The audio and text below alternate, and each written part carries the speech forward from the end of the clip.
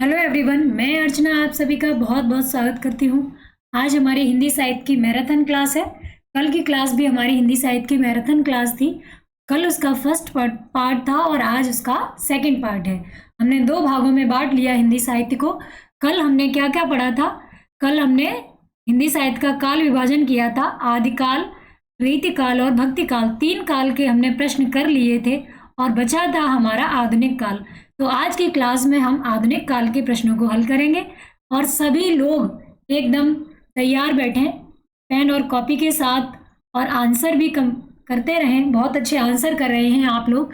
कल की क्लास में आप लोगों ने बहुत अच्छा रेस्पॉन्स दिया। चलिए स्टार्ट करते हैं। आज का पहला प्रश्न, हिंदी के सर्वप्रथम प्रकाशित पत्र का नाम क्या है? हिंदी के सर्वप्रथम प्रकाशित पत्र का नाम क्या है? Option A Sammelan Patrika, option B Udant Martand, option C है आपका सरस्वती, ऑप्शन डी नागरी प्रचारी पत्रिका।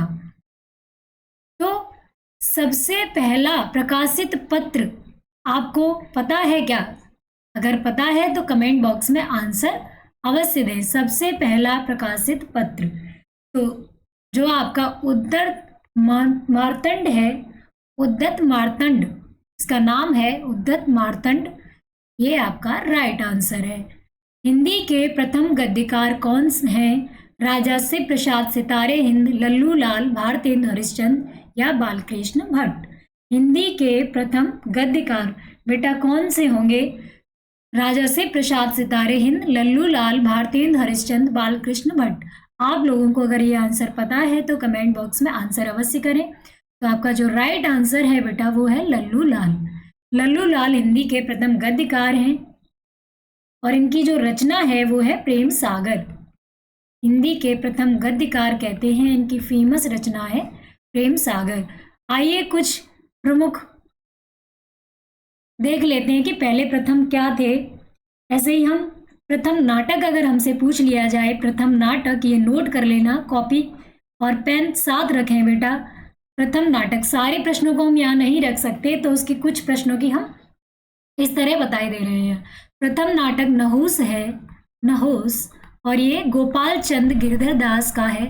गोपाल चंद गिरधर दास, गिरधर दास, ठीक है। अगर प्रथम नाटक आपसे कोई पूछ ले तो आप बता लेंगे नहुस है, प्रथम नाटक का नाम नहुस है। प्रथम उपन्यास, उपन्यास, प्रथम उपन्यास कौन सा है? अब हर बार प्रथम लिखने की आवश्यकता है क्या ना? प्रथम उपन्यास परीक्षा गुरु, प्रथम उपन्यास परीक्षा गुरु है और ये किसका है? लाला श्रीनिवास दास, लाला श्रीनिवास दास, ठीक है। नोट करते रहें साथ के साथ तो आपके सारे प्रश्न हल हो जाएंगे। हिंदी की प्रथम कहानी कौन सी है? अगर पूछ लिया जाए हिंदी की प्रथम कहानी, हिंदी का प्रथम उपन्यास परीक्षा गुरु, हिंदी का प्रथम नाटक नहुस और हिंदी की प्रथम कहानी, हिंदी की प्रथम कहानी इंदुमती है बेटा। हिंदी की प्रथम कहानी इंदुमती है। आप सभी लोग अच्छे से तैयारी करें, अच्छे नंबर लाएं, यही हमारा उद्देश्य है। तो मेहनत से पढ़ते रहें। किशोरी लाल गोस्वामी हैं इंदुमती के रचयिता। ये प्रथम कहानी इंदुमती है हिंदी की। और प्रथम यात्रा वृतांत, हिंदी का प्रथम यात्रा वृतांत, यात्रा वृतांत किसने लिखा था?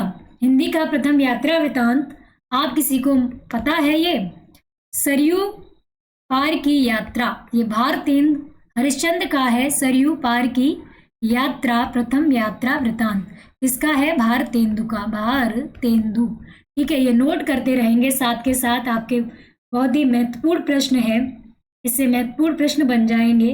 प्रथम जीवनी, हिंदी की प्रथम जीवनी अगर पूछ ली जाए, आपकी परीक्षा में आ जाए हिंदी की प्रथम जीवनी कौन सी है तो भक्तमाल है, ये लिखी है नाभा दास ने।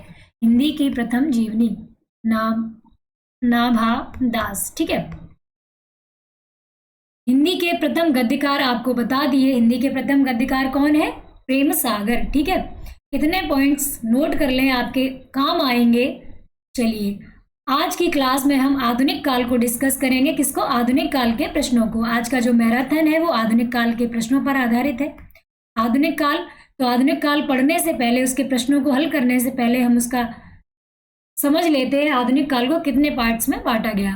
तो नंबर 1 भारतेंदु काल, क्या बोला? भारतेंदु काल, ठीक है।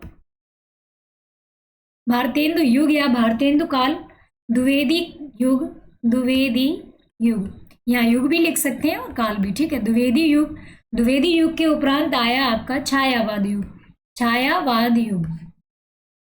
इसके बाद के युग को छायावादोत्तर युग भी कहते हैं और इनको ऐसे भी बांटा है प्रगतिवाद, प्रयोगवाद, प्रयोगवाद, नई कविता, नई कविता का युग और नवगीत, ठीक है।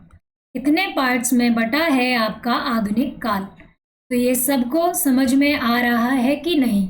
भारतेंदु काल का जो समय है वो 1850 से 1900 तक है। आपका द्विवेदी युग है 1900 से 1918 है। छायावाद 1918 से, वो सॉरी 1918 हो गया, अब आया छायावाद 1918 से 1936 और प्रगतिवाद 1936 से 43 या 42 इस तरह से माना जाता है, 1943। और प्रयोगवाद है आपका वो 1943 से 1953, 10 साल। नई कविता का युग 1953 से बेटा 1960। इसको समझ लेंगे फिर आगे प्रश्न भी हल करेंगे। 1960 के बाद जो है वो नई नवगीत का युग है। तो भारतेंदु काल, द्विवेदी युग, छायावाद युग, प्रगतिवाद युग, प्रयोगवाद युग, नई कविता, ये आधुनिक काल को, आधुनिक काल का जो है काल विभाजन, इनके पार्ट्स हैं इसके। चलिए देखते हैं प्रश्न। हमारा तीसरा प्रश्न है, हिंदी गद्य का जन्मदाता किसे माना जाता है? हिंदी गद्य का जन्मदाता किसे मानेंगे बेटा? प्रताप नारायण मिश्र, महावीर प्रसाद द्विवेदी, यहाँ पर द्विवेदी लिखा जाएगा, द्विवेदी, ठीक है। भारतेंदु हरिश्चंद्र, बालकृष्ण भट्ट। तो इसका राइट आंसर क्या होगा? हिंदी गद्य का जन्मदाता, तो हिंदी गद्य के जन्मदाता हैं भारतेंदु हरिश्चंद्र। ये नोट कर लीजिएगा आप लोग, हिंदी गद्य के जन्मदाता हैं भारतेंदु हरिश्चंद्र, ठीक है। भारतेंदु का जो काल था उसे पुनर्जागरण काल कहते हैं। भारतेंदु युग था जो, उसे क्या कहते हैं? पुनर्जागरण काल, पुनर्जागरण काल कहेंगे। भारतेंदु काल को पुनर्जागरण काल कहेंगे। भारतेंदु जी के जो गुरु थे, इनका नाम राजा शिव प्रसाद सितारे हिंद था। राजा शिव प्रसाद ये गुरु थे किसके? भारतेंदु हरिश्चंद्र के। शिव प्रसाद सितारे हिंद, ये इनका पूरा नाम है, इसका भारतेंदु हरिश्चंद्र के गुरु का, ठीक है। इनकी रचनाएं भी कुछ मेन रचनाएं हैं, उनको भी समझ लेते हैं। तो भारतेंदु के बारे में हमें काफी जानकारी मिल जाएगी, ठीक है। प्रेम सरोवर, प्रेम सरोवर, प्रेम माधुरी, प्रेम फुलवारी, प्रेम फुलवारी, प्रेम फुलवारी, अंधेर नगरी, और भी काफी रचनाएं हैं। मेन ये मैंने बता दी है आपको, अंधेर नगरी।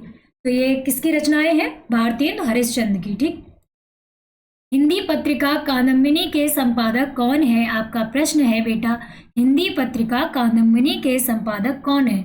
राजेंद्र अवस्थी, रमेश बख्शी, राजेंद्र यादव, दुर्गा प्रसाद शुक्ल। एक पत्रिका है आपकी आनंद कादम्बिनी, ये पत्रिका है वो कादम्बिनी, सिर्फ कादम्बिनी लिखा है, तो इसको ध्यान से समझेंगे। अगर कादम्बिनी आ जाए तो राजेंद्र अवस्थी, आनंद कादम्बिनी आ जाए तो बद्री नारायण चौधरी प्रेमघन। कादम्बिनी पत्रिका है राजेंद्र अवस्थी की, आपका राइट आंसर होगा बेटा ए। चलिए आगे बढ़ते हैं।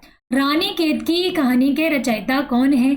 रानी केतकी की कहानी के रचयिता कौन है? वृंदावन लाल वर्मा, किशोरी लाल गोस्वामी, माधवराव सप्रे, ईसा अल्लाह खां। बेटा आप लोग आंसर करते रहें, साथ के साथ आप लोगों का काफ़ी अच्छा रिस्पॉन्स था कल की क्लास में, तो अच्छा भी लग रहा था कि आप लोग ध्यान से पढ़ रहे हैं। ये सभी रचनाएं आपके एग्जाम के पॉइंट ऑफ व्यू से इम्पोर्टेंट है, तो आप लोग बहुत मन लगाकर इनको हल करते रहें। रानी केतकी की कहानी किसकी रचना है बेटा? रानी केतकी की कहानी जो लिखी है वो ईसा अल्लाह खां ने लिखी है। रानी केतकी की कहानी ईसा अल्लाह खां ने। और जो हमारी प्रथम कहानी है उसका नाम क्या, इंदुमती। उसको किसने लिखा है, किशोरी लाल गोस्वामी ने। ठीक है। तरन तनुजा तट तमाल तरुवर बहुछाये, तरुवर बहुछाये प्रस्तुत पंक्ति के रचयिता हैं भारतेंदु हरिश्चंद्र, रामधारी सिंह दिनकर, माखनलाल चतुर्वेदी या राम नरेश त्रिपाठी। इस तरह की पंक्तियां आपके एग्जाम में काफ़ी आ रही हैं, तो आपको अगर यह पता हो तो कमेंट बॉक्स में आंसर अवश्य करें बेटा।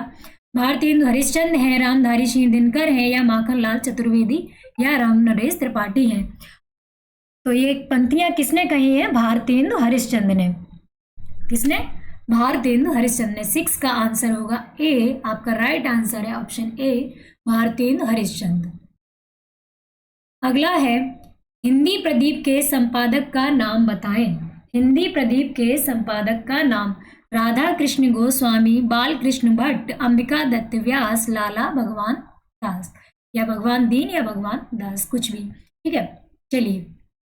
हिंदी प्रदीप के संपादक, हिंदी प्रदीप के संपादक कौन है, हिंदी प्रदीप के संपादक बेटा बाल कृष्ण भट्ट हैं।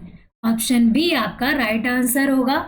और ये जो बाल कृष्ण भट्ट हैं ये भारतेंदु युग के ही कवि हैं, भारतेंदु युग के हैं बाल कृष्ण भट्ट। ठीक है, और भी भारतेंदु युग की पत्रिकाओं के नाम हम यहाँ समझ लेते हैं, वो काफ़ी बार परीक्षा में पूछी गई हैं।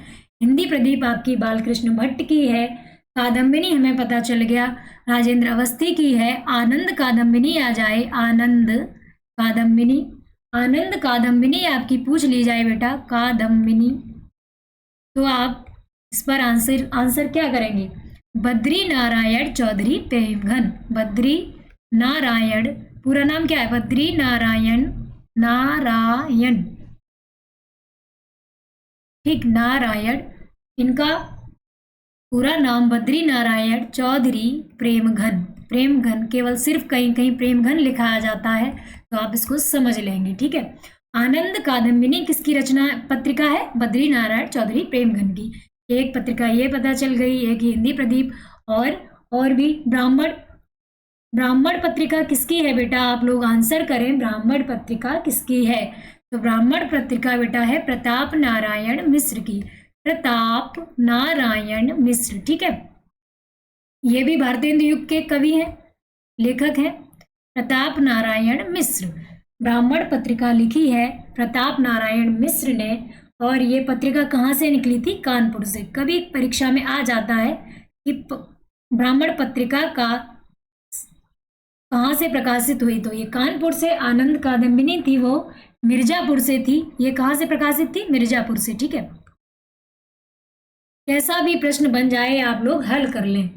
हिंदी प्रदीप बालकृष्ण भट्ट की थी और ये इलाहाबाद से प्रकाशित हुई थी। कहाँ से, इलाहाबाद से, जिसे आप प्रयागराज कहते हैं। ठीक है, और भारतेंदु हरिश्चंद्र की कुछ पत्रिकाएं हैं, उनको भी हम देख लेते हैं। हरिश्चंद्र, ठीक, इनकी पत्रिकाएं हैं कवि वचन सुधा, कवि वचन सुधा, बाला बोधिनी, हरिश्चंद्र मैगजीन, हरिश्चंद्र मैगजीन,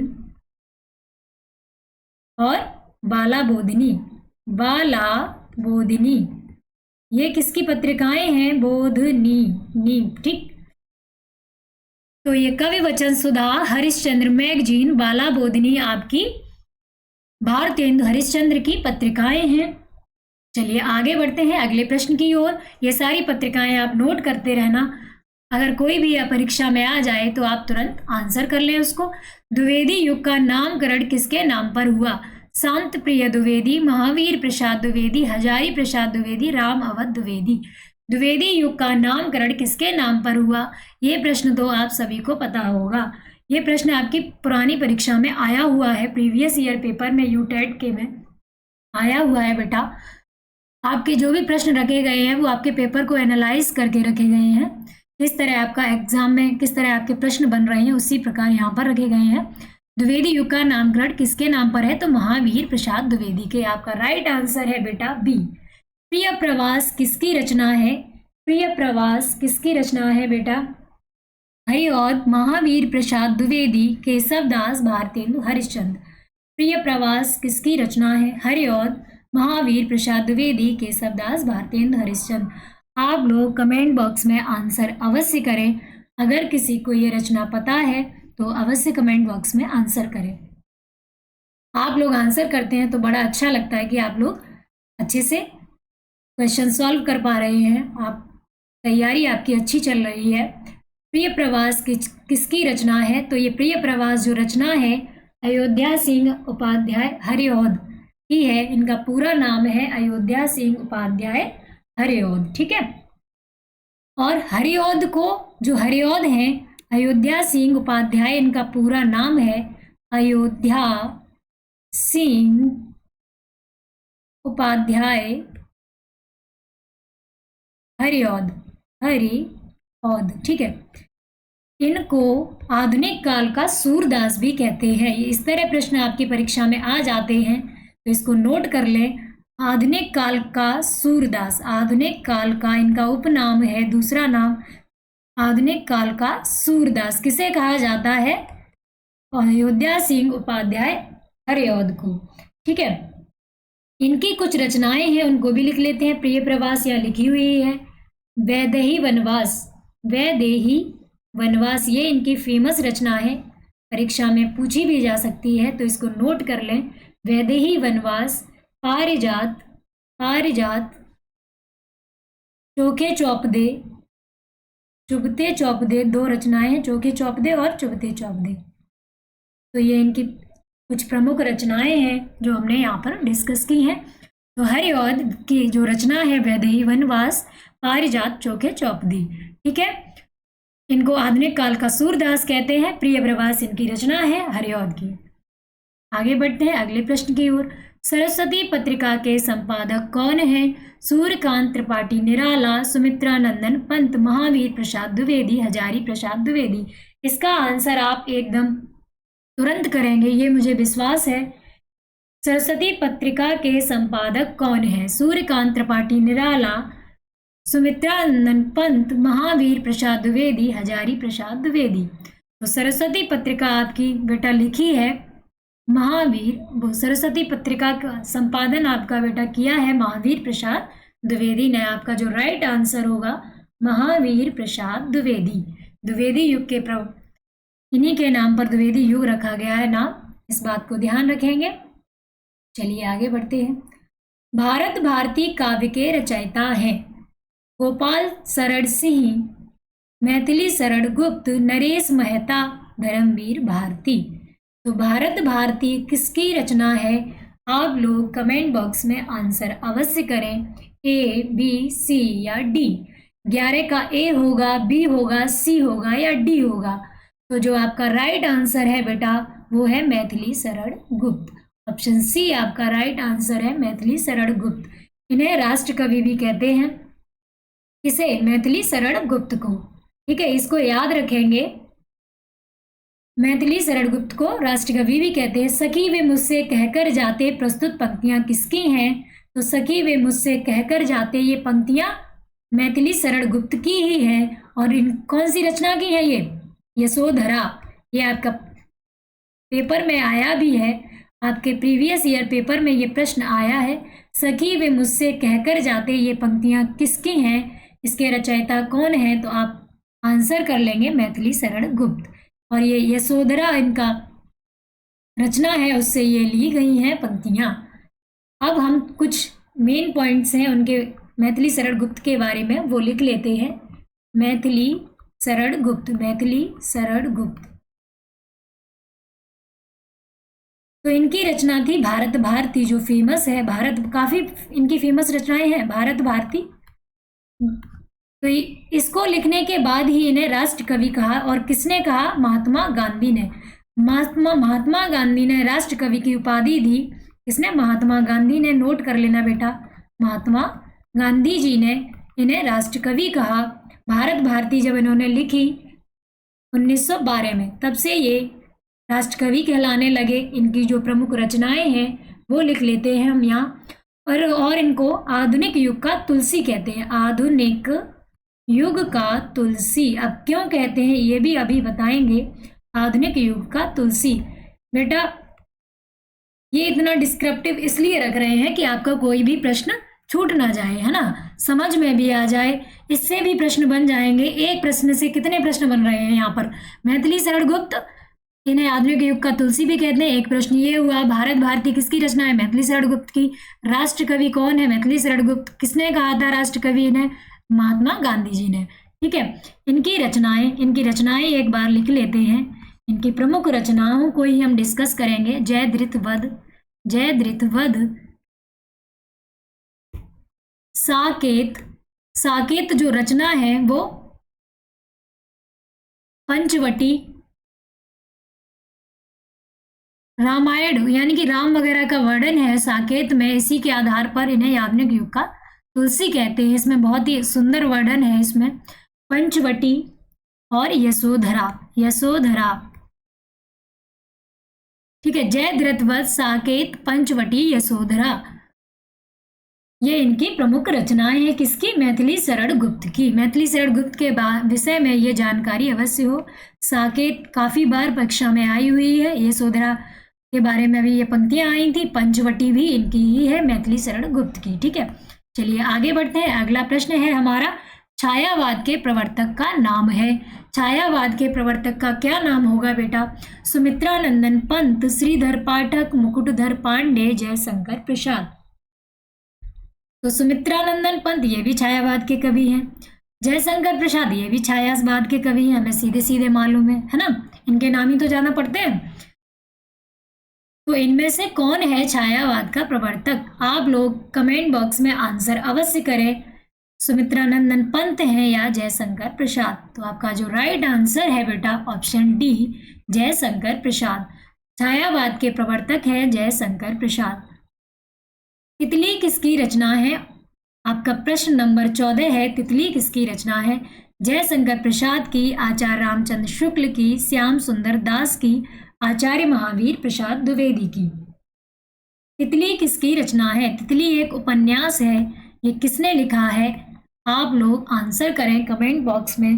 तितली उपन्यास किसका है, जल्दी से जल्दी बेटा आंसर करें, तितली उपन्यास किसका है। तो आपका राइट आंसर है ऑप्शन ए, जयशंकर प्रसाद। आइए जयशंकर प्रसाद के बारे में कुछ समझ लेते हैं। ये छायावाद के प्रमुख कवि थे, छायावाद के प्रवर्तक थे जयशंकर प्रसाद। जयशंकर प्रसाद, इनकी रचनाएं काफी बार परीक्षा में पूछी जाती हैं। जयशंकर प्रसाद, ठीक है। इन्हें क्या कहते हैं, इनका उपनाम क्या है, नाटक सम्राट। इनका उपनाम है बेटा नाटक सम्राट। ठीक है, नाटक सम्राट किसे कहेंगे, नाटक सम्राट किसे कहेंगे, जयशंकर प्रसाद को नाटक सम्राट। ये नोट कर लेना क्योंकि इन्होंने काफी नाटक लिखे हुए हैं। ठीक है, इनका जो उपनाम था वो एक और नाम का कलाधर, इस नाम से वो रचनाएं लिखते थे, कलाधर। जयशंकर प्रसाद को कलाधर भी कहते हैं। अब इनकी रचनाओं को समझ लेते हैं। रचनाएं, इनकी रचनाओं को देख लेते हैं बेटा। इनकी कविताएं कौन कौन सी हैं, कविताएं, एक मिनट कलर चेंज करे लेते हैं, कंफ्यूजन नहीं होगा। कविताएं हैं इनकी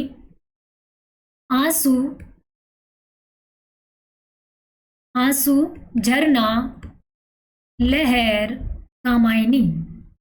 काव्य रचनाएं जो हैं वो ये हैं, कामायनी तो महाकाव्य है, आंसू, झरना, लहर, कामायनी ये काव्य रचनाएं हैं इनकी। कामायनी, ठीक है, ये महाकाव्य है, महाकाव्य। कामायनी के विषय में याद रखेंगे, ये महाकाव्य है। ठीक है, और ये 1935 में लिखा था, किसने, जयशंकर प्रसाद ने। कामायनी के विषय में अवश्य याद रखेंगे बेटा। अब इनकी हम लोग उपन्यास देख लेते हैं, कौन से उपन्यास लिखे हैं जयशंकर प्रसाद ने। उपन्यास नोट कर लेंगे। कंकाल इरावती तितली, कंकाल इरावती तितली ये इनके उपन्यास हैं। इरावती तितली, कोई भी प्रश्न इससे संबंधित बन जाए तो आप लोग तुरंत सॉल्व कर लें और कॉपी और पेन साथ रखें, इसे नोट करते रहे। उपन्यास कंकाल इरावती और तितली हैं। ठीक है, अब हम इनके जो नाटक पूछे जाते हैं उनको भी समझ लेते हैं। नाटक हैं इनके अजातशत्रु, चंद्रगुप्त, स्कंदगुप्त, ये इनके नाटक हैं। अजातशत्रु, अजात है, ठीक है, आजात नहीं, अजात, एक मिनट गलत लिख गया ये। अजातशत्रु इनका नाटक है, अजातशत्रु।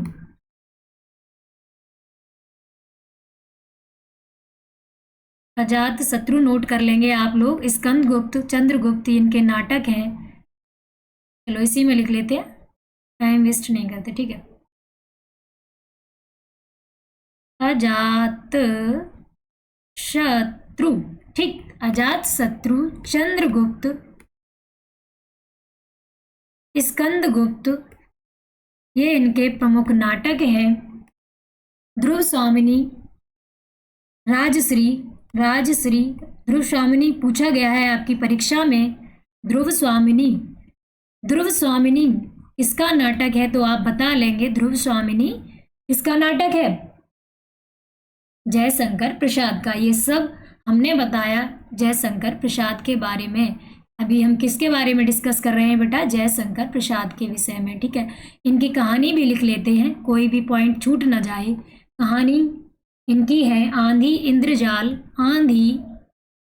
इंद्रजाल, और प्रतिध्वनि। इंद्रजाल,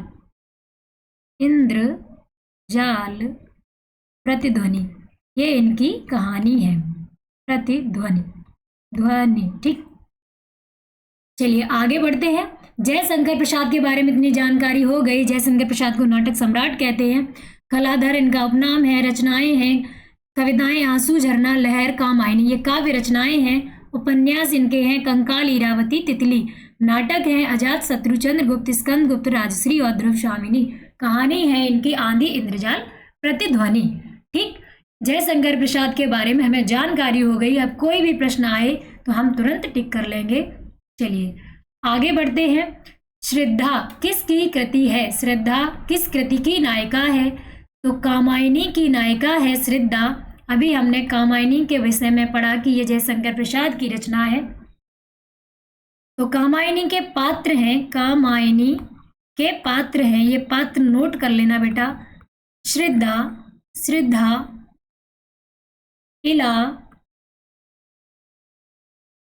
मनु, श्रद्धा, इला, ये तीन पात्र हैं मेन इसके कामायनी के। मनु, श्रद्धा, इला कामायनी के पात्र हैं। कामायनी जो रचना है महाकाव्य है जयशंकर प्रसाद का, उसके पात्र हैं श्रद्धा, इला, मनु।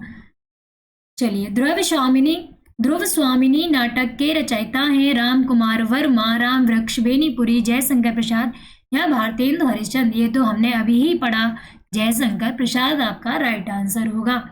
बढ़ते हैं अगले प्रश्न की ओर बेटा। प्रश्न नंबर हमारा 17 है। हिंदी कविता को छंदों की परिधि से मुक्त कराने वाले थे सुमित्रानंदन पंत, जयशंकर प्रसाद, महादेवी वर्मा, सूर्यकांत त्रिपाठी, निराला। ऐसे कौन से कवि थे या रचयिता थे, लेखक थे जिन्होंने कविता को छंदों की परिधि से मुक्त कराया? ऐसे कौन से कवि हैं जिन्होंने कविता में छंदों का प्रयोग नहीं किया? आपने अगर छंद की क्लास पढ़ी होगी तो आप तुरंत बता लेंगे कौन से कवि हैं जिन्होंने कविता को छंदों की परिधि से मुक्त कर दिया। मुक्तक छंद की रचना किसने की थी? मुक्तक छंद की सुमित्रानंदन पंत ने, जयशंकर प्रसाद, महादेवी वर्मा या सूर्यकांत त्रिपाठी, निराला। तो हिंदी कविता को छंदों की परिधि से मुक्त किया था सूर्यकांत त्रिपाठी, निराला ने। इस बात को बेटा याद रखेंगे।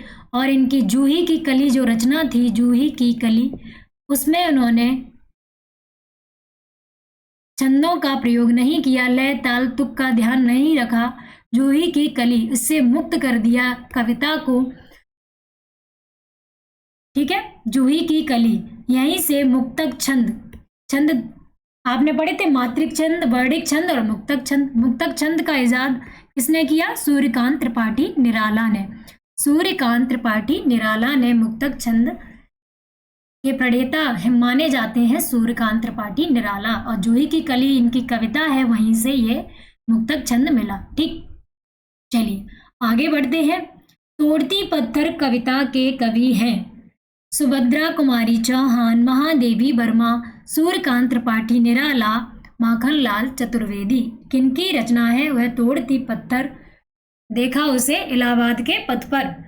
इसकी रचना है सूर्यकांत त्रिपाठी निराला की, सुभद्रा कुमारी चौहान की, महादेवी वर्मा या माखनलाल चतुर्वेदी। लाल होगा, लाला नहीं। ठीक है, ऑप्शन सी आपका राइट आंसर होगा, सूर्यकांत त्रिपाठी निराला। बढ़ते हैं अब कुछ अगले प्रश्न पर बढ़ने से पहले हम सूर्यकांत त्रिपाठी निराला के बारे में डिस्कशन चल रहा है, तो इनकी कुछ रचनाएं लिख लेते हैं, इससे हमें आगे कोई समस्या ना हो, कोई प्रश्न आ जाए तो हम उसको सॉल्व कर लें। अनामिका, प्रैक्टिस सेट में भी मैंने इनकी रचनाओं के बारे में बताया है। परिमल, परिमल, कुकुरमुत्ता, कुकुरमुत्ता, नए पत्ते, गीतिका और अर्चना, जो कि मेरा नाम है अर्चना। ठीक है, अनामिका, परिमल, कुकुरमुत्ता, नए पत्ते, गीतिका और अर्चना। ठीक है, ये किसकी रचनाएं हैं? सूर्यकांत त्रिपाठी निराला की। इन रचनाओं को नोट कर लेंगे, ये किनकी रचनाएं हैं? सूर्यकांत त्रिपाठी निराला की। चलिए आगे बढ़ते हैं। ले चल मुझे बुलावा देकर मेरे नाविक धीरे धीरे। प्रस्तुत पंक्ति किसकी है? ले चल मुझे बुलावा देकर मेरे नाविक धीरे धीरे। अब ऐसा मत करना कि अभी सूर्यकांत त्रिपाठी निराला के बारे में बातें चल रही है तो इसके आंसर सूर्यकांत त्रिपाठी निराला ही लगा दें। इसके रचयिता कौन है? ले चल मुझे बुलावा देकर मेरे नाविक धीरे धीरे।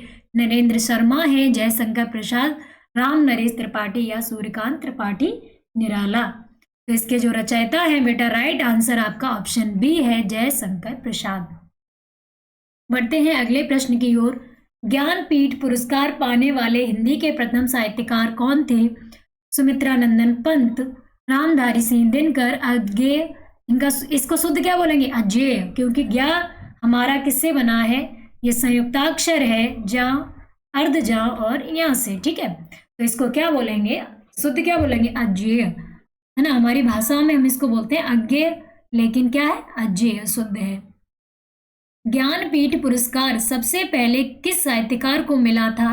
ज्ञानपीठ पुरस्कार बेटा ये आपको याद है तो कमेंट बॉक्स में आंसर अवश्य करें। आपके राइट आंसर है सुमित्रानंदन पंत। इनको सर्वप्रथम ज्ञानपीठ पुरस्कार मिला था और इनकी रचना थी चिदम्बरा। चिदम्बरा रचना के लिए इन्हें चिदम्बरा, इसको नोट कर लें, चिदम्बरा रचना के लिए इन्हें ज्ञानपीठ पुरस्कार मिला था 1968 में।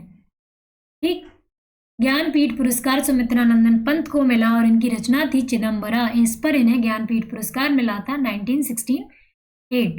ठीक है, 68 1968 में। चलिए आगे बढ़ते हैं अगले प्रश्न की ओर। प्रकृति के सुकुमार कवि किसे कहा जाता है? ये प्रश्न काफी बार कराया है, तो आप तुरंत आंसर दें इसका। ए है, बी है, सी है या डी?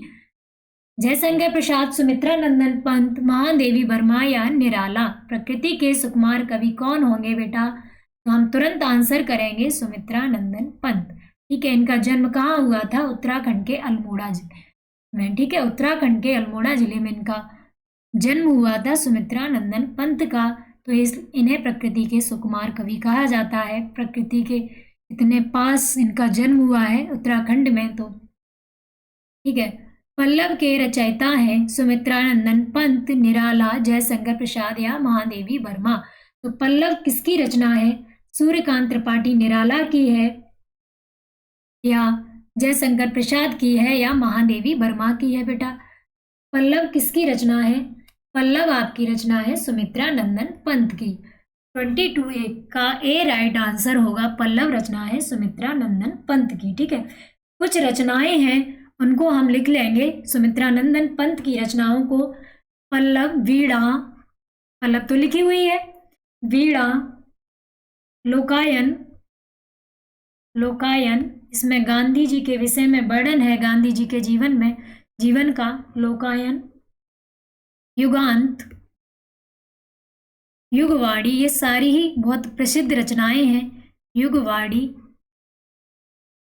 ग्राम्या, ग्राम्या भी इनकी रचना है, ग्राम्या। लोकायन, वीणा, पल्लव, युगांत, युगवाड़ी, ग्राम्या, काला और बूढ़ा चांद इनकी ही रचना है। चिदम्बरा, इसके विषय में अभी बता दिया, चिदम्बरा, इस पर इन्हें ज्ञानपीठ पुरस्कार मिला था। काला और बूढ़ा चांद, काला और बूढ़ा चांद, बूढ़ा चांद ये इनकी रचनाएं हैं, बूढ़ा चांद। इसको नोट करते रहें बेटा, साथ के साथ आपके बहुत अच्छे नोट्स तैयार हो जाएंगे। चलिए छायावाद के विषय में थोड़ा और समझ लेते हैं। अगर प्रश्न आ जाए छायावाद की बृहत्त्रयी किसे कहते हैं, छायावाद की बृहत्त्रयी, बृहत्त्रयी तो कौन से कवि हैं, कौन से कवि हैं वो छायावाद की बृहत्त्रयी में आते हैं, जो प्रसिद्ध हैं छायावाद की बृहत्त्रयी में आते हैं। जयशंकर प्रसाद, आपके जयशंकर प्रसाद आएंगे, पंत आएंगे, सुमित्रा नंदन पंत, सुमित्रा नंदन पंत, और कौन आएंगे, निराला, ये आपके बृहत्त्रयी में आएंगे, निराला। इनका पूरा नाम है सूर्यकांत त्रिपाठी निराला। ये 3 छायावाद के बृहत्त्रयी में आने वाले कवि हैं। ठीक है, अगर लघुत्रयी पूछ लिया जाए, लघुत्रयी, लघुत्रयी तो आप बता लेंगे लघुत्रयी, महादेवी वर्मा, महादेवी वर्मा छायावाद की प्रमुख लेखिका हैं, महादेवी वर्मा। राम कुमार वर्मा, राम कुमार वर्मा। भगवती चरण वर्मा, भगवती चरण वर्मा, ये आपकी लघुत्रयी है, छायावाद की लघुत्रयी। इन तीनों को याद रखेंगे, ये बृहत्त्रयी में है, ये लघुत्रयी में है। वर्मा वर्मा सारे किस में है, लघुत्रयी में। ठीक है, लेकिन नाम याद रख लेना, न पता चले कोई और ने नाम है उसके पीछे वर्मा लगा तो आपने उसमें ऐड कर दिया। अगर इस तरह प्रश्न आ जाए कि चतुष्टय किसे कहेंगे, छायावाद के चतुष्टय, चतुष्टय मतलब 4 आएंगे, तो 4 में इसमें निराला के साथ जोड़ देंगे हम महादेवी वर्मा को, ये तीनों हो जाएंगे, और फिर महादेवी वर्मा को भी जोड़ देंगे तो वो बन जाएंगे आपके चतुष्टय। इस तरह भी प्रश्न आ जाता है, छायावाद के चतुष्टय किसे कहेंगे, तो आप लोग आंसर कर लेंगे। चलिए आगे बढ़ते हैं। अतीत के चलचित्र के रचयिता हैं जयशंकर प्रसाद, सूर्यकांत त्रिपाठी निराला, महादेवी वर्मा, सुमित्रा नंदन पंत। ये आपके प्रीवियस ईयर पेपर में आया हुआ है बेटा। कौन इसके राइटर होंगे, अतीत के चलचित्र, जयशंकर प्रसाद होंगे, सूर्यकांत त्रिपाठी निराला, महादेवी वर्मा, सुमित्रा नंदन पंत। आप लोग क्लास अच्छी तरीके से पढ़ रहे हैं कि नहीं पढ़ रहे, ध्यान से प्रश्नों को हल कर पा रहे हैं, आपको कोई समस्या तो नहीं आ रही, इसमें किसी प्रश्न में कोई परेशानी तो नहीं आ रही बेटा। कमेंट बॉक्स में आंसर अवश्य करें। आपको क्लास पसंद आई हो तो कमेंट बॉक्स में आंसर अवश्य करें। ज़्यादा से ज़्यादा लोग लाइव जुड़ा करें। ठीक है, अतीत के चलचित्र के रचयिता कौन हैं, तो महादेवी वर्मा की रचना है अतीत के चलचित्र। महादेवी वर्मा को और क्या कहते हैं, आधुनिक युग की मीरा। आधुनिक, इस तरह प्रश्न आपका बन जाएगा, महादेवी वर्मा को क्या कहेंगे, आधुनिक युग की मीरा। एक क्लास इस पर भी रखेंगे कि सारे राइटर्स के जो उपनाम है उनको हम डिस्कस कर देंगे। ठीक है, तो 4 या 5 मिनट की क्लास कभी आपके लिए बना देंगे, उसमें सारे ये उपनाम रख देंगे एक साथ, तो आप, अरे उल्टा लिख गया, मारी लिख गया, मीरा। ठीक है, आधुनिक युग की मीरा, महादेवी वर्मा को क्या कहा जाता है, आधुनिक युग की मीरा। ठीक है, ये याद रखेंगे इनके बारे में।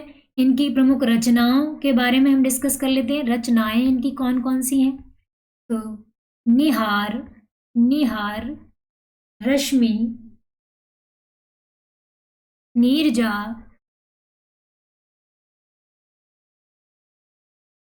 यामा। यामा के लिए इन्हें ज्ञानपीठ पुरस्कार मिला है 1982 में, ये याद रखेंगे। यामा के लिए इन्हें ज्ञानपीठ पुरस्कार मिला है, ज्ञानपीठ पुरस्कार। इसके लिए कौन सी रचना पर महादेवी वर्मा को ज्ञानपीठ पुरस्कार मिला है, यामा पर। ठीक है, इनका जन्म यूपी में फर्रुखाबाद में हुआ था 1907 में, इसको याद रखेंगे महादेवी वर्मा को। और ज्ञानपीठ पुरस्कार कब मिला, 1982 में। यामा इनकी रचना थी, उस पर इन्हें ज्ञानपीठ पुरस्कार मिला था। एक दीप शिखा, दीप शिखा, स्मृति की रेखाएं, स्मृति की रेखाएं, स्मृति की रेखाएं इनकी प्रमुख रचनाएं हैं बेटा। ठीक है, इन रचनाओं को नोट करते रहें, साथ के साथ आपकी अच्छी तैयारी होगी बेटा। एक टाइम ऐसा था, हम भी स्टूडेंट्स थे, ठीक है, हमें जो प्रॉब्लम आई वो आपको ना आए, इस तरह मैंने ये क्लास आपको तैयार की हुई है कि हमने नोट्स इकट्ठे करने में काफ़ी टाइम लग जाता था कि ये इम्पोर्टेंट होगा, ये इम्पोर्टेंट होगा, है ना। चलिए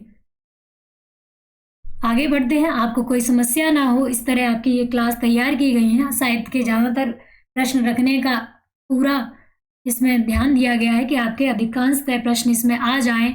एक भारतीय आत्मा किसे कहा जाता है? जयशंकर प्रसाद को, माखनलाल चतुर्वेदी को, रामधारी सिंह दिनकर को, सुमित्रा नंदन पंत को। एक भारतीय आत्मा किसे कहा जाता है? जयशंकर प्रसाद को, माखनलाल चतुर्वेदी, रामधारी सिंह दिनकर, सुमित्रा नंदन पंत। तो किसे कहा जाएगा? एक भारतीय आत्मा किसे कहेंगे? माखनलाल चतुर्वेदी को। ये आपका प्रैक्टिस सेट में आंसर क्वेश्चन बनाया हुआ था। एक भारतीय आत्मा किसे कहेंगे? माखनलाल चतुर्वेदी को। ये बात ध्यान रखेंगे, एक भारतीय आत्मा माखनलाल चतुर्वेदी को कहेंगे। बढ़ते हैं अगले प्रश्न की ओर। हमारा 25 नंबर प्रश्न है, अबला जीवन हाय तुम्हारी यही कहानी, आंचल में है दूध और आंखों में पानी। अबला जीवन हाय तुम्हारी यही कहानी, आंचल में है दूध और आंखों में पानी। प्रस्तुत पंक्तियां किस काव्य की हैं? कामायनी, साकेत, यशोधरा और आंसू। अबला जीवन हाय तुम्हारी यही कहानी, आंचल में है दूध और आंखों में पानी। प्रस्तुत पंक्तियां किस काव्य की हैं? कामायनी की है, साकेत की, यशोधरा की या आंसू की। तो ये पंक्तियां आपको याद होंगी, ये प्रैक्टिस सेट में भी कराई हैं और आपके प्रीवियस ईयर पेपर में भी ये प्रश्न आया हुआ है। कामायनी से है उद्धृत, या साकेत से, या यशोधरा से, या आंसू से। तो ये जो आपकी ये पंक्तियां हैं वो यशोधरा से उद्धृत हैं और इसके जो रचयिता हैं वो मैथिली शरण गुप्त हैं। मैथिली शरण गुप्त। ठीक, इसको याद रखेंगे। चलिए आगे बढ़ते हैं। आप लोगों का जो यूटेट है वो एक बार में ही पास हो जाना चाहिए बेटा, है ना। कोई भी समस्या ना हो, आप लोग अच्छे से तैयारी करें। आपका टाइम कब है? 24 अक्टूबर को आपका पेपर है, तो ज़्यादा समय नहीं है। अच्छे से अच्छे स्टडी करें, ज़्यादा से ज़्यादा टाइम दें पढ़ने में।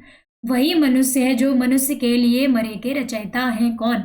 जगदीश गुप्त, बाल मुकुंद गुप्त, मैथिली शरण गुप्त, सियाराम शरण गुप्त। किसने कहा है? वही मनुष्य है जो मनुष्य के लिए मरे। ये किसने लिखी है ये पंक्तियां? जगदीश गुप्त ने लिखी हैं, बाल मुकुंद गुप्त ने लिखी हैं, मैथिली शरण गुप्त ने लिखी है, या सियाराम शरण गुप्त ने। तो ये पंक्तियां हैं आपकी। आपका जो राइट आंसर है बेटा वो आप लोग कमेंट बॉक्स में आंसर किया करें। अगर आपको इस पंक्ति के मालूम है राइटर तो आप लोग आंसर अवश्य करें, इससे हमें पता चलेगा किस किस बच्चे की तैयार हो रही है। काफ़ी बच्चे इतने अच्छे हैं कि वो लोग डेली क्लास में आते हैं और आंसर भी अच्छी तरीके से करते हैं, है ना। वही मनुष्य है जो मनुष्य के लिए मरे, ये काव्य पंक्तियां हैं मैथिली शरण गुप्त की।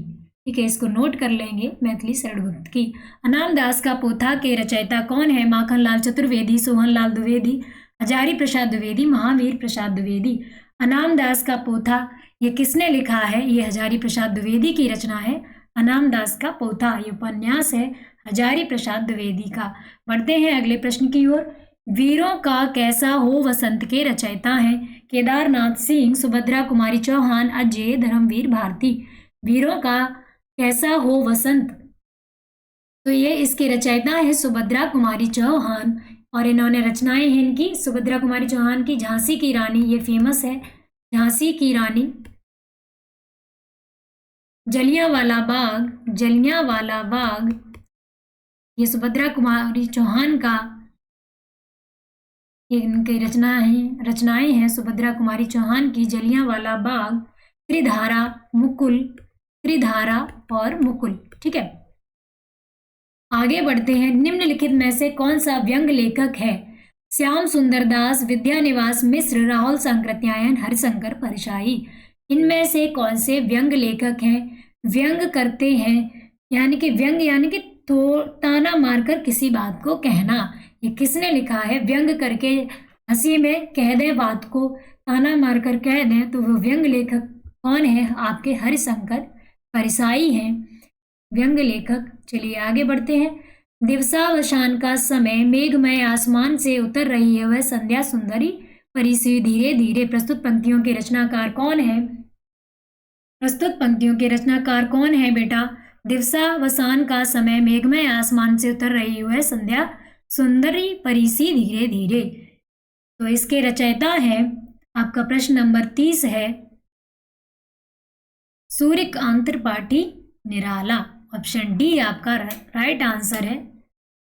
दिवसावसान का समय, मेघमय आसमान से उतर रही है संध्या परिसी धीरे धीरे। बढ़ते हैं अगले प्रश्न की ओर। रक्त है या नसों में क्षुद्र पानी, जांच कर तू शीस देकर दे देकर जवानी। ये किसने कहा है? रक्त है या नसों में क्षुद्र पानी, जांच कर तू शीस दे देकर जवानी। ठीक, जांच कर तू शीस दे देकर जवानी किसने लिखी है? माखनलाल चतुर्वेदी ने, रामधारी सिंह दिनकर ने, बालकृष्ण भट्ट या सुभद्रा कुमारी चौहान ने। तो आपका जो राइट आंसर बेटा होगा ऑप्शन ए, सुभद्रा कुमारी चौहान ने। अगला प्रश्न देखते हैं। राग दरबारी उपन्यास के रचयिता कौन है? राही मासूम रजा, हरिशंकर परिसाई, श्रीलाल शुक्ल, शरद जोशी। तो राग दरबारी जो उपन्यास लिखा है बेटा वो श्रीलाल शुक्ल ने लिखा है। किसने लिखा है? श्रीलाल शुक्ल ने। अगला प्रश्न है आपका, प्रेम सागर के लेखक कौन है? ईसा अल्लाह खान, लल्लू लाल, मुंशी प्रेमचंद, मुंशी सदासुख लाल। प्रेम सागर के लेखक कौन है? ये प्रश्न मैंने आपको आगे करा ही दिया है, आप लोग इसका आंसर जल्दी से जल्दी दें। प्रेम सागर के लेखक कौन है? लल्लू लाल। राइट आंसर होगा लल्लू लाल। आगे बढ़ते हैं। यामा के रचयिता हैं, यामा के रचयिता कौन है? सुमित्रा नंदन पंत, सुभद्रा कुमारी चौहान, महादेवी वर्मा, मीराबाई। आपको मैंने अभी ही बताया था यामा की रचयिता कौन है? महादेवी वर्मा। इनको इस पे ज्ञानपीठ पुरस्कार मिला है 1982 में। चीफ की दावत कहानी के रचनाकार कौन है? डॉक्टर देवराज, राजेंद्र यादव, भीष्म साहनी या दुष्यंत कुमार। चीफ की दावत कहानी एक फेमस कहानी है, इसके रचयिता आपके भीष्म साहनी है।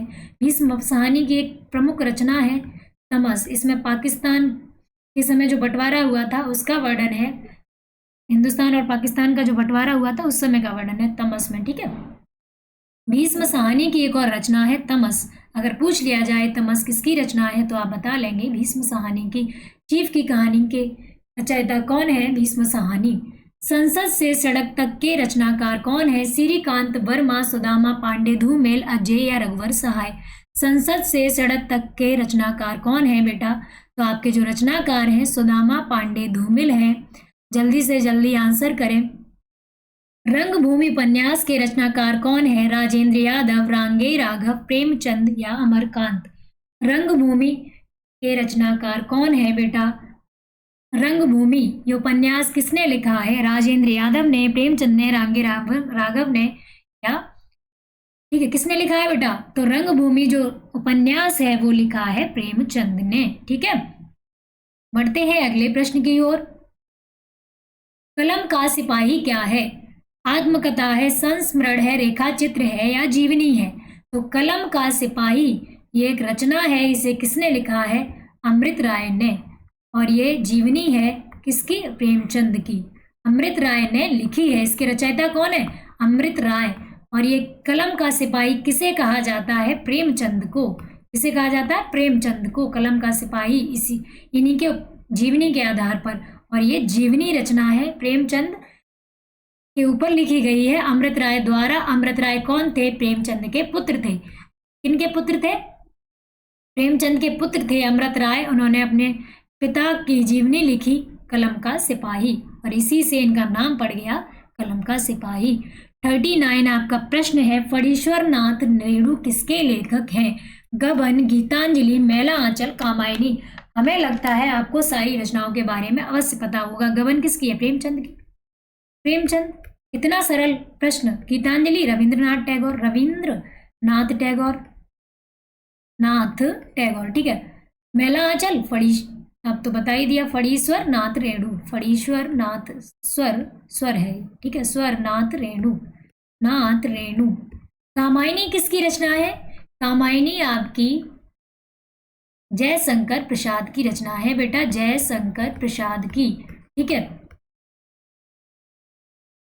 अगला प्रश्न है, कथा सम्राट किसे कहा जाता है? प्रेमचंद को, जैनेन्द्र कुमार को, अजय को या फणीश्वर नाथ रेणु को? तो जो कथाएं सबसे ज्यादा लिखी हैं किसने लिखी हैं? प्रेमचंद ने। उपन्यास सम्राट और कथा सम्राट इन्हें कहा जाता है प्रेमचंद को। आपका राइट आंसर होगा प्रेमचंद। आत्मजयी के रचयिता हैं, आत्मजयी रचना है किसकी रचना है? श्रीकांत वर्मा की, नरेश मेहता की, कुंवर नारायण या मुक्तिबोध? तो ये जो रचना है आत्मजयी वो कुंवर नारायण की है। आज की क्लास में आपको 50 से ऊपर प्रश्न हल करने हैं, तो थोड़ी स्पीड बढ़ाते हैं। आत्मजयी के रचयिता कौन है? श्रीकांत वर्मा, नरेश मेहता, कुंवर नारायण, मुक्तिबोध। आज की जो मैराथन क्लास है आपको कैसी लगी आप लोग कमेंट बॉक्स में आंसर अवश्य करते रहा करें, ठीक है। आत्मजयी के रचयिता कौन है? कुंवर नारायण। इस पर इन्हें व्यास सम्मान मिला था बेटा, व्यास सम्मान 1995 में, 1995 में इन्हें व्यास सम्मान मिला था इस रचना पर, इसलिए ये इनकी रचना पूछ ली जाती है, व्यास सम्मान, ठीक है। कुंवर नारायण की है आत्मजयी। चलिए आगे बढ़ते हैं। त्यागपत्र उपन्यास किसकी रचना है? त्यागपत्र उपन्यास किसकी रचना है? प्रेमचंद की, जैनेन्द्र कुमार की, अजय या रेणु की? त्यागपत्र रचना किसकी है? आप लोग आंसर करें बेटा। प्रेमचंद की है, जैनेन्द्र कुमार की, अजय या रेणु की? तो त्यागपत्र जो रचना है वो जैनेन्द्र की है, ये उपन्यास है, ठीक है। आगे बढ़ते हैं। कस्तूरी कुंडल बसे आत्मकथा किसकी है? शीला झुंझुनवाला की, मैत्रेयी पुष्पा की, कुसुम अंचल की, गोपाल प्रसाद व्यास की? कस्तूरी कुंडल बसे बेटा ये एक आत्मकथा है, इसमें स्त्री पर होने वाली कुप्रथाओं के बारे में बताया गया है और स्त्री मुक्ति के लिए इसमें आवाज उठाई गई है। कस्तूरी कुंडल बसे में स्त्री मुक्ति के लिए आवाज उठाई गई है। स्त्री पर जो भी मतलब कुप्रथाएं लादी जाती थी, जो भी उन पर अत्याचार किए जाते हैं, उसके विषय में इसमें लिखा हुआ है। ये लिखी है मैत्रेयी पुष्पा ने, ठीक है। मैत्रेयी पुष्पा की ये रचना है कस्तूरी कुंडल बसे, ये आत्मकथा है। चलिए आगे बढ़ते हैं। 44 प्रश्न नंबर है हमारा। चिंतामणि के रचयिता हैं जयशंकर प्रसाद, रामचंद्र शुक्ल, महावीर प्रसाद द्विवेदी, हरिऔध। चिंतामणि एक निबंध संग्रह है, निबंध संग्रह है। इसके रचयिता कौन है? इसके रचयिता है बेटा रामचंद्र शुक्ल। आपका सी राइट आंसर होगा, रामचंद्र शुक्ल। जन्मेजय का नाग यज्ञ किसकी कृति है? सेठ गोविंद दास की, जयशंकर प्रसाद की, लक्ष्मी नारायण लाल की, गोविंद बल्लभ पंत की? जन्मेजय बेटा, जन्मेजय का नाग यज्ञ किसकी रचना है? आप लोग आंसर करें बेटा। जन्मेजय का नाग यज्ञ किसकी रचना है? सेठ गोविंद दास की, जयशंकर प्रसाद की, लक्ष्मी नारायण लाल या गोविंद बल्लभ पंत? किसकी रचना है? तो ये जयशंकर प्रसाद की रचना है बेटा। इसका राइट आंसर होगा ऑप्शन बी, इसका राइट आंसर होगा ऑप्शन बी। चलिए आगे बढ़ते हैं। प्रेमचंद के अधूरे उपन्यास का क्या नाम है? गबन, मंगलसूत्र, रंगभूमि, सेवा सदन। अब इस प्रश्न से कितना फायदा है आपको, ये देखो। 4 हमें इनके उपन्यास याद हो गए, गबन, मंगलसूत्र, रंगभूमि, सेवा सदन।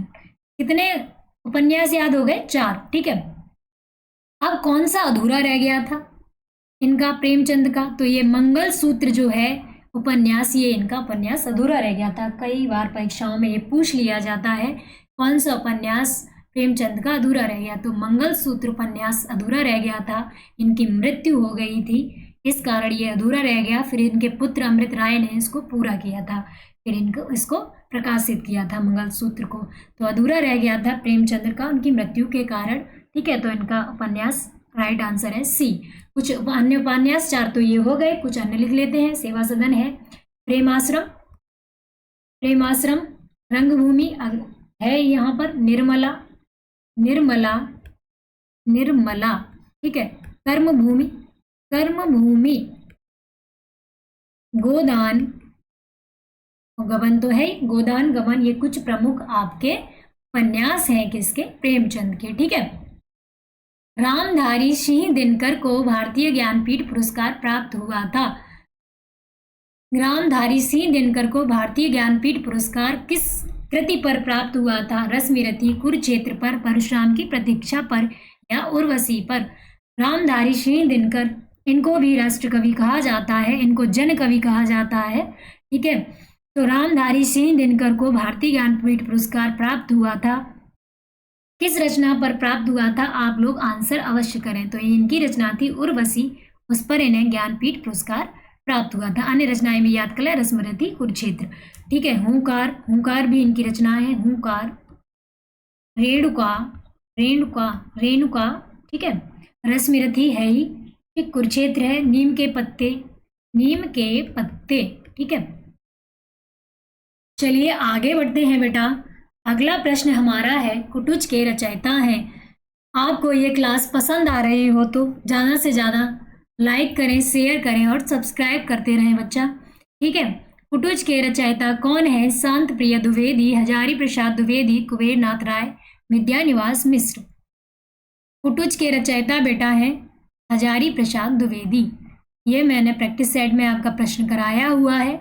कुटुज एक पेड़ का नाम है। चलिए, हजारी प्रसाद द्विवेदी ने ये कुटुज की रचना लिखी है। झूठा सच किसका उपन्यास है? उपेंद्र नाथ अस्क का, यशपाल का, नागार्जुन का या रांगे राघव? किसका उपन्यास है झूठा सच? आप लोग कमेंट बॉक्स में आंसर अवश्य करें। झूठा सच उपन्यास किसका है बेटा?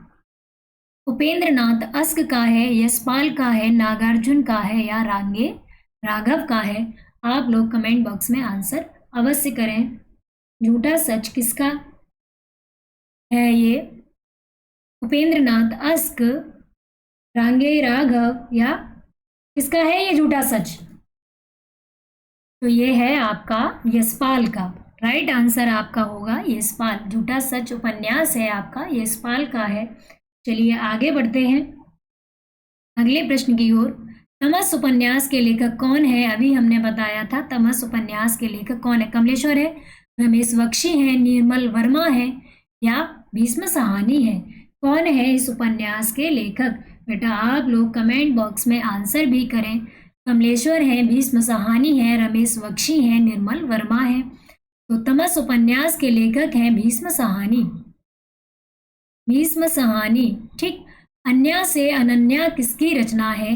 अन्या से अनन्या किसकी रचना है? मैत्रेयी पुष्पा की, मृदुला गर्ग की, कृष्णा सोबती की या प्रभा खेतान की?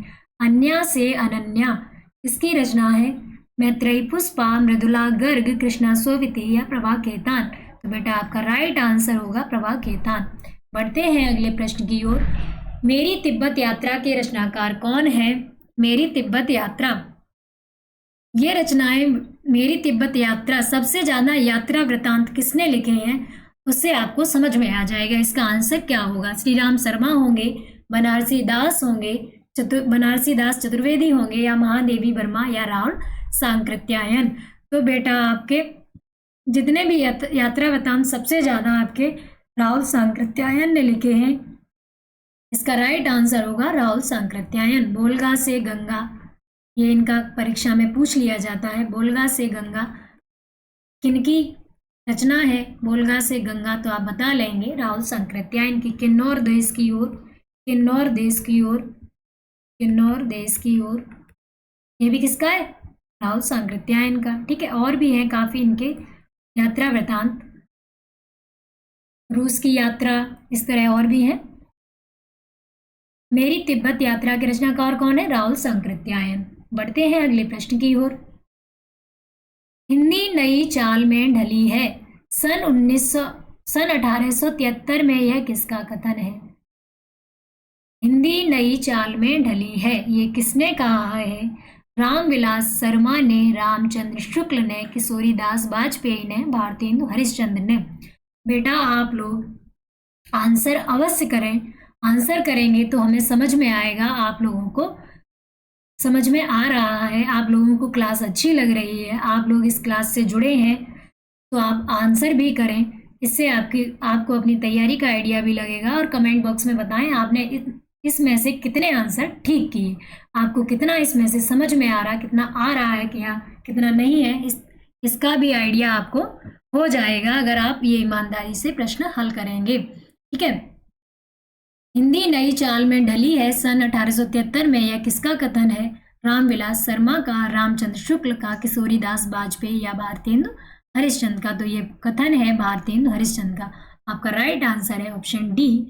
बढ़ते हैं अगले प्रश्न की ओर। अधिकार सुख कितना मादक किंतु सारहीन है, पंक्ति प्रसाद के किस नाटक की है बेटा? अधिकार सुख कितना मादक कितना सारहीन है। ध्रुव स्वामिनी की है, अजात शत्रु की, चंद्रगुप्त की या स्कंदगुप्त की? तो ये पंक्ति किसकी है बेटा?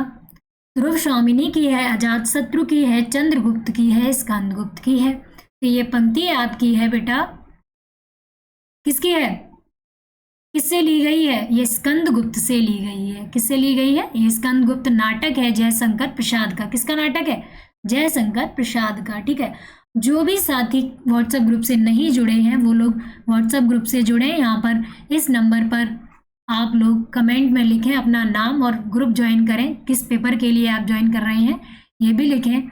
ये हमारा लर्निंग टाइम का ऑफिशियल नंबर है, इससे आप ग्रुप पर जुड़ सकते हैं। जो भी साथी नहीं जुड़े हैं वो जुड़ जाएं। इस पर आप लोगों को प्रैक्टिस सेट कराए जा रहे हैं संस्कृत के भी। आप लोग ज़्यादा से ज़्यादा लोग जुड़ें और अच्छे से अच्छे तैयारी करें। चलिए अगला प्रश्न है स्मृति की रेखाएं।